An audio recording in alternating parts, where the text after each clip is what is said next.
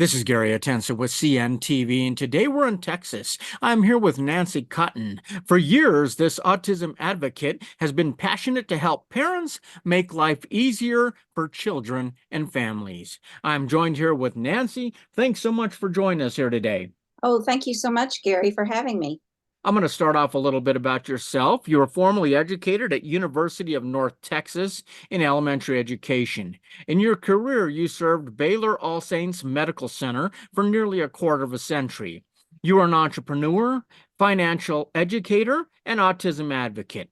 Share with us your background story that has always had children's interest really as your foundation. I was the director of the child care program at Baylor All Saints Hospital. And during that time, we had several children that came through on the autism spectrum. And their parents came in kind of bleary eyed and worried about their children because they were anxious. They had meltdowns. Some of them were aggressive. Some of them didn't even speak. And I just had such a heart for them because I knew there just had to be some way that we could help them. And there have been things that have come along that definitely do help these children. But the parents that I have spoken with lately are still very, very frustrated, and they just need help. And then about 2000, I had a grandson who was born on the spectrum. And that just changed my perspective completely because Yeah. I wanted to know how to help him. And Interesting. so I've done a lot of research. I've read a lot of books. I've gone to conferences. Yeah. I've gone to the YouTube and just listened to some of these people that are actually on the spectrum, and they tell their stories, and I just love learning about that and trying to figure out how we can help them. An ongoing research for you. I mean, Mhm. every parent wants a great life for their children. As a parent and a grandparent yourself, is this true, would you say, regardless of the challenges specific for each children? Oh, definitely. Everyone wants their child to grow up and succeed in life and have a full life, where they're a part of a society and being able to contribute. And so, yes, definitely. I mean, let's face it, parenting is challenging. And I would say even more so, raising children with autism is support really important, especially during the formative years, not only for the child, but for the parent as well. Absolutely. Yes. These parents really need a lot of support, and there are support groups out there. I belong to one in Austin. I've actually had one myself that I was helping parents who had children that were adults. Mhm. And the one I belong to in Austin is actually for adults because once they get out of school, there's really not a lot of things they can get that can help them. And so the support of each other, all of the folks that are in the support group working toward finding housing for these adult children, finding ways to get special needs trusts and all those kind of things. Going back to the young children, absolutely, those parents need lots and lots of support because every day they're trying to get up and take their children to school. It's hard just getting them up and getting them dressed and out the door and getting them fed because they don't eat well. They have sensory issues. Many of them do. And those sensory issues cause problems too because it can be either light sensitive, sound sensitive, taste sensitive, all the different senses. So, just getting out to school is a difficult situation. Yes, definitely so. I mean, do you think your past professional life as a child care director was really kind of the foundation for why you chose to support the parents of autistic children? But touch on, like you said, when it became personal for you, I imagine this was an interesting moment for you, realizing you had been dealing with this type of thing before, and now it was something that was right on your front doorstep. It definitely was. And yes, I had been dealing with these children and the parents that were bringing them to us. And we had one little boy that at 18 months, he was developing really well until 18 months.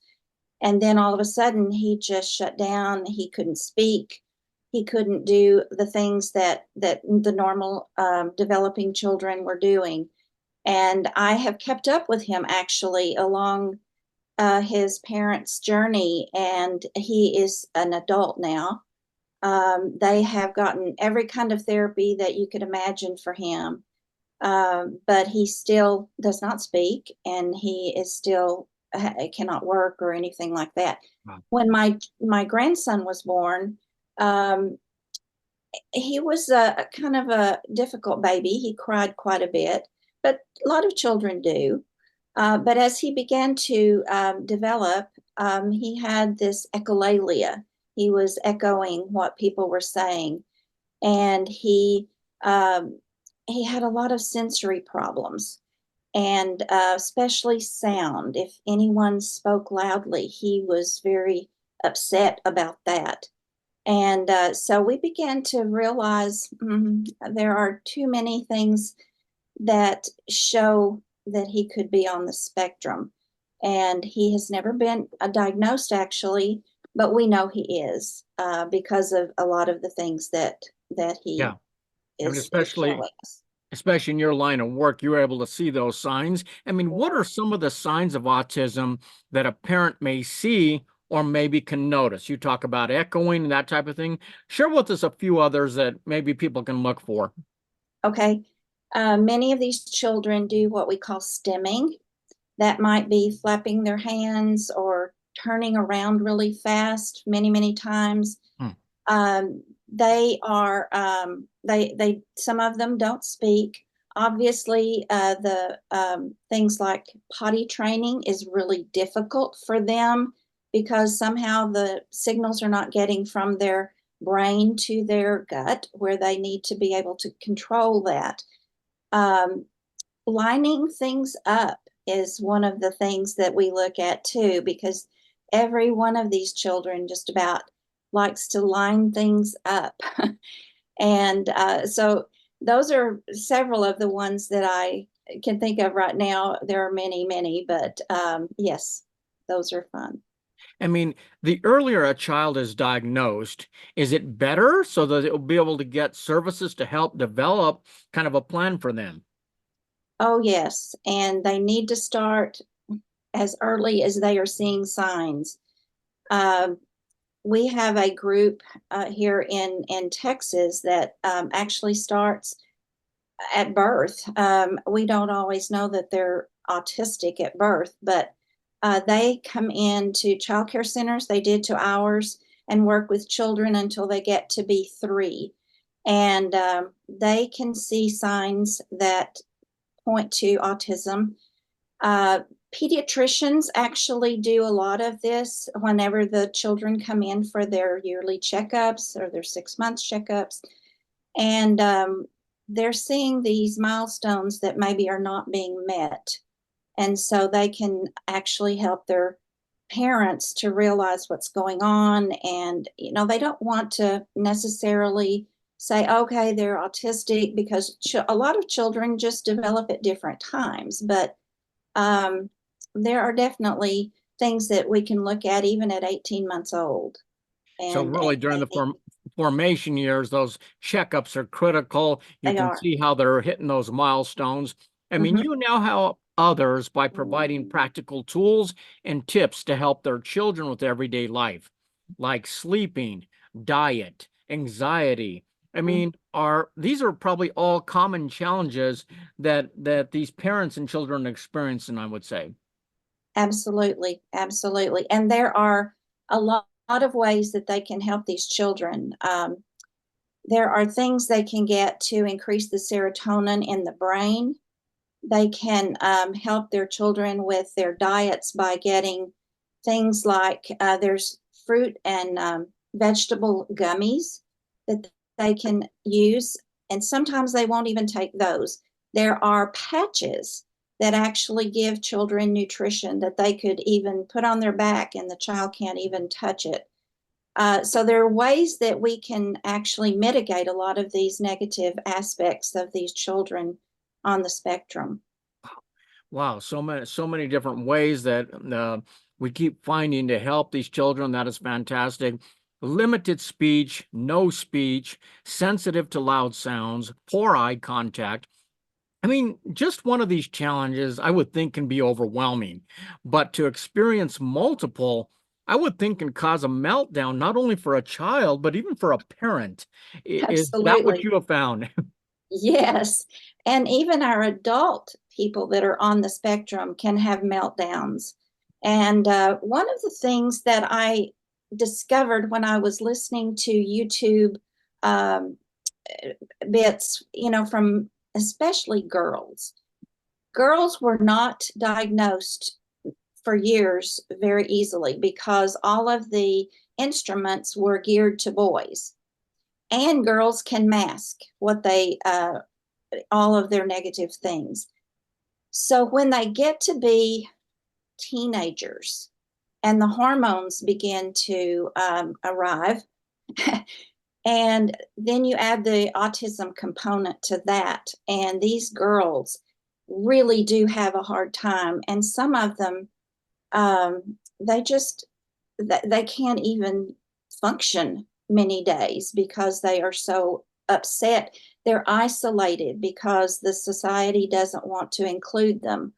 They have hard times at school. And so, whenever they finally get that diagnosis, say late teens or early adulthood, they're actually relieved. Many of them are so relieved to figure out what it is that caused Yeah. them to throw that chair a long time ago, or nobody wanted to be with them, or they just feel like they're no good. And so, you know, it's good that they finally figure out what's Yeah, going on with them because absolutely. I then mean, like they you said, can a work toward mitigating a lot of that. a proactive approach is so Mhm. important here, especially for females, like you say. I mean, rather than waiting till their hormones kick in, it's like an onslaught, and it's more Yes. than they can probably handle. Over your career as a director, you had children that were on the autism spectrum, and you learned about autism through conferences, seminars, research. How important is ongoing education for these parents to continue learning? Oh, it's very, very important because, there's all kinds of studies going on all the time trying to figure out what's going on with these children and how to help them. And so I have been on several conferences. A lot of them are now on like Zoom that you can just get those in your home.